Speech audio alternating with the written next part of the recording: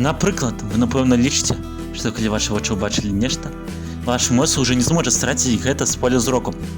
Цяпер мы абавергнем гэта перакананне пры дапамозе некалькіх мячоў. Гульня 4.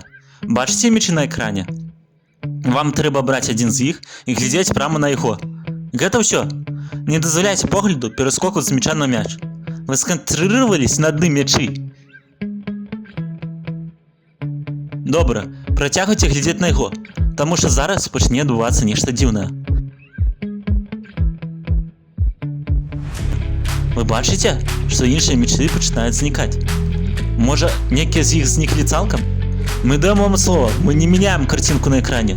Мячы не знікаюць з экрана. Яны знікаюць з вашага мозга. Прычына, па якой гэта адбываецца, уразіць вас. Усё таму, што ваш мозг вырашыў, важная інфармацыя зараз паступае не з навакольнага свету. Справа ў тым, што светлаадчувальная частка вашага вока размешчана ў задняй частцы вачнога яблыка, і толькі ваш мозг вырашае, якія сігналы прыходзяць з навакольнага света, а якія з вачнага яблыка. У дадзеным выпадку футбольны мяч заставаўся на адным месцы і не рухаўся разам з іншымі часціцамі на экране. Ваш мозг вырашыў, што мячы таму не ўяўляюць для яго важнасці, і вось яны зніклі. Не толькі ваш мозг можа ўпускаць з увагі прадметы, спрабуючы вам дапамагчы.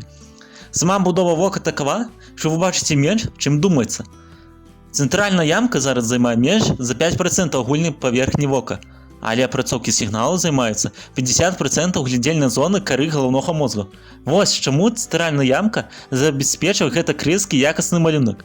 Астатнія 90% гэта вашы перыферычныя зрокі і надае выяву вельмі нізкага дазволу, як камеры мабільных тэлефонаў 90-х гадоў.